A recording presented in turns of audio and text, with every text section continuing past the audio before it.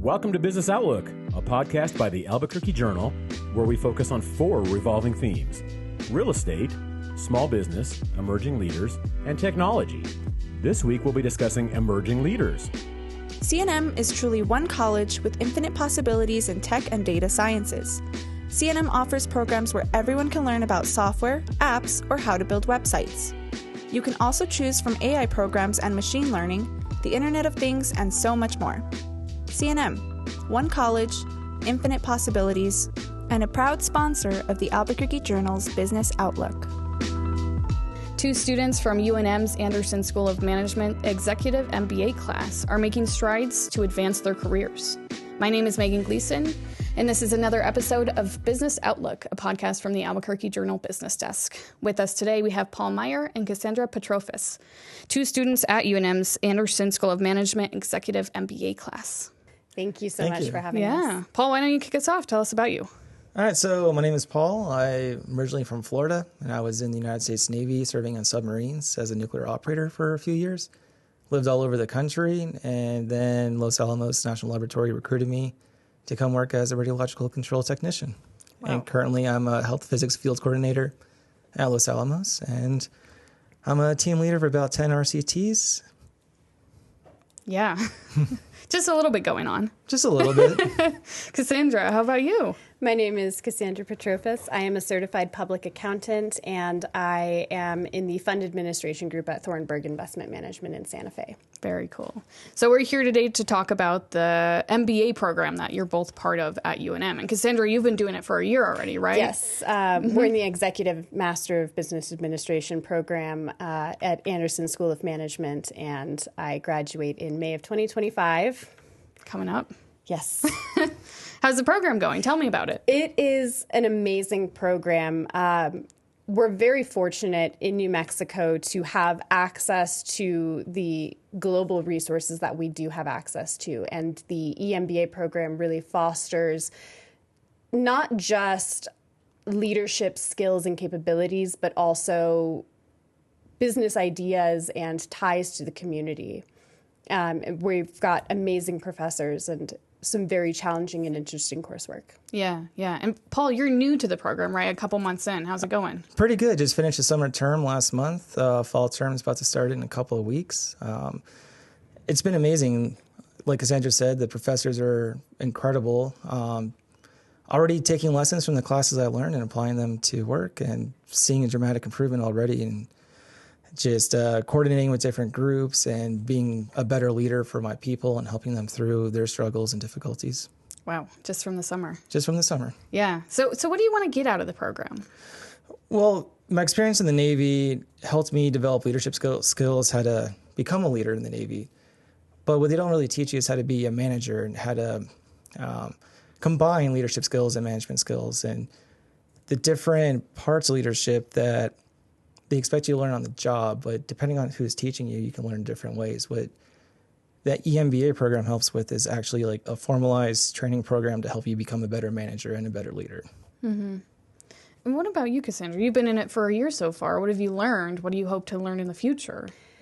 I have learned a lot about myself and my own leadership capabilities and skills and competencies. I have also learned a lot about, as a CPA, I'm required to do ethics trainings on a periodic basis. But this past summer, we did a contemporary legal and ethics issues for organizations course. And the conversations that we had were just incredibly eye-opening and things. There are so many things to consider when you're making business decisions. And so that's been one of my biggest takeaways is it's not just about fostering leadership, but how do you motivate, inspire, and create a sustainable future for your stakeholders. Mm-hmm. Anything you're hoping to see come up in the next year?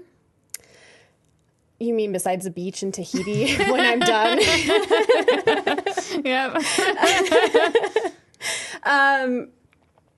Honestly, I'm looking forward to taking that next step in management as I develop in my career and combining what I know about finance and accounting with the skills and knowledge that I'm gaining now in terms of leadership and just a more in-depth and holistic view to business as a whole. That's my biggest takeaway. Yeah. And you two are coming from very different career paths. Yes. So I'm curious to know more about how you learned about the program, how you got into it. Paul, do you want to start us off? Sure. So on our internal webpage at LANL, they put out that there was an integration between LANL and UNM for different classes, and it mentioned the EMBA program, and I got pretty interested into it because to me, the EMBA program was teaching more about leadership and organizational behavior and how to lead with an organization and improve the organization. I don't think a traditional MBA where it's about improving profits for an institution. It's more about improving the people, which improves the organization and institution. That's what interests me in it. Mm-hmm. Yeah. What about you, Cassandra? It was a program I had been shopping around at for different master's programs, and I was on UNM's website, and I saw the EMBA, and the program really intrigued me. I also was very intrigued by the format of the program. You have a cohort. Your cohort is your cohort. You don't have, it's not like a traditional MBA program where you are taking different classes with different groups of people. Your cohort is with you from the beginning of the program to the end of the program. And then within your cohort, you have a smaller team that you'll work on team projects and group projects with. And that was something that really spoke to me because the program is really geared towards people like us who have an established career. You know, I'm a mom. I work full time. I have dance classes and commitments that a lot of the other people in my cohort have. You know, we're all parents, we're all busy, we're all working full time. So that was another thing that also really drew me to the program was. Yeah. And how do you find the balance between the program and life? It can get a little intense, especially as you get close to final project deadlines towards the end of the semester. But overall, you know, we meet for classes. On Saturdays, there hasn't been so much homework assigned that you feel like you're drowning. You know, this past summer was a little intense just because the summer semester is very compressed. And so because we didn't have the immersion week, we did have class meetings every single Saturday. And so it got a little intense, but it was, again, the conversations and the lessons that we did, they were just so engaging and so deeply thought-provoking that it was really rewarding despite the fact that, you know, we were working. Yeah. How do you find the balance, Paul? Honestly, Cassandra mentioned the cohort. So we're the same group of people going through the entire program together, and then we're subdivided into smaller teams for the group projects. And we get to know each other really well, and we can be flexible with each other. We know what's going on. We are open with communicating. So that's how we find the time, is that we just talk to each other and be like, hey, I can't do this day. I can do it this day. Mm-hmm. And just a lot of collaborating together. And the professors are really flexible. They understand that we're mid-career, we're incredibly busy, we're all leaders in our own institutions. So they're also very flexible with deadlines and due dates. They'll help us out. They want us to succeed, and they're really good at that. Yeah. Sounds like a lot of unique things about the program, but anything else unique about it that you want to add on to that? I think the class structure. They put a lot of time into making sure that structure flows organically and is logical. So you start with business communications and organizational behavior, and then everything builds upon that as you go through. So it's not like a jumble of classes where, this semester I want to take this class. It's very structured and in such a way that one skill builds on top of the other skill, and then you progress through the terms until you graduate. Yeah. I would agree with that. It is a very thoughtfully designed program, and it is really interesting how the different topics tie into each other and continue to build on your existing base of knowledge. Yeah. And the professors are a team too. They'll talk to each other. So my summer term with organizational behavior and business communications, the group projects were linked together So what you do for one class affects the other class and vice versa. So you're building through this together. It's not independent classes. They work together. It's a team with the professors. Yeah. And they actually care. They want you to succeed, so they're going to help you out. Yeah, of course. And May is coming up faster than we probably are ready for. But any plans besides speeches and? I have been strictly forbidden. Not really. I joke, but I've been teasing my husband. Next I'll start testing for my certified managerial accounting certificate, and I think I'm going to take a little break from educational pursuits and licenses, and besides, obviously, taking what I've learned and building my career further, I'll probably take a little break. Yeah, of course. Sounds pretty busy. Yeah. You've got a bit of a longer road ahead of you, Paul, but any plans beyond that?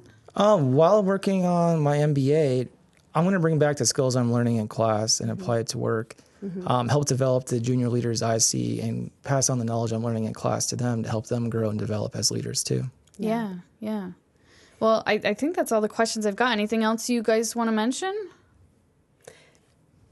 No, I mean, my cohort is one of the smaller cohorts. I think actually your cohort is just a couple people fewer than we are, but we have a group WhatsApp chat. We're texting each other. It's very fun.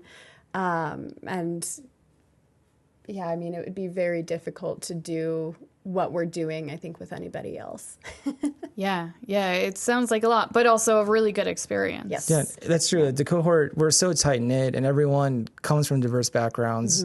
I'm among the younger people that are at 38, all the way up to people in their 50s, early 60s, with a broad range of backgrounds and diversity. There's doctors, there's people that work at P&M, just all the local businesses in New Mexico are represented in all the people. So hearing their stories, the class discussions are incredible because everyone has these different viewpoints, and then just learning from each other is probably the best thing about it.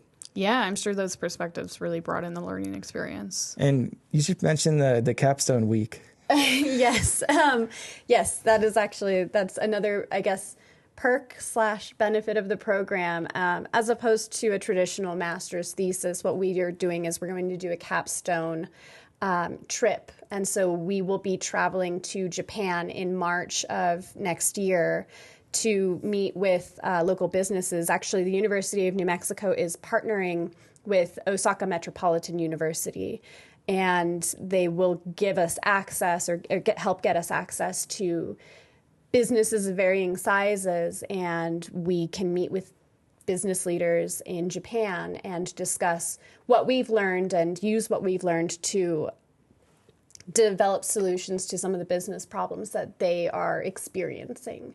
So I think that that's going to be something that's extremely rewarding. There are options if international travel isn't available to students. There's also the opportunity to travel to Washington, D.C. And so the University of New Mexico has developed a lot of partnerships nationwide and around the globe.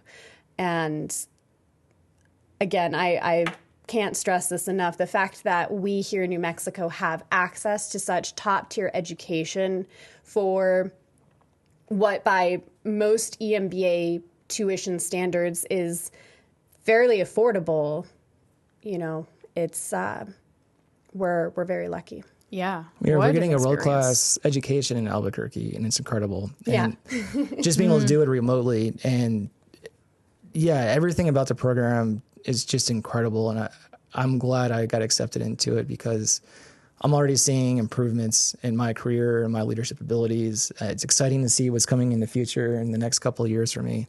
Yeah, very hands-on solutions. Yes. Yeah.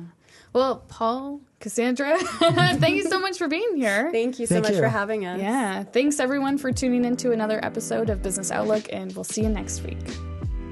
Thank you for joining us. You can find this episode and all our podcasts on the Albuquerque Journal website, abqjournal.com, as well as on YouTube, iTunes, Spotify, and SoundCloud.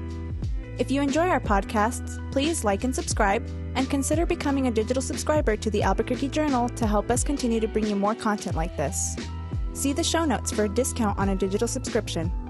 Thank you for supporting the Albuquerque Journal, New Mexico's leading local news source.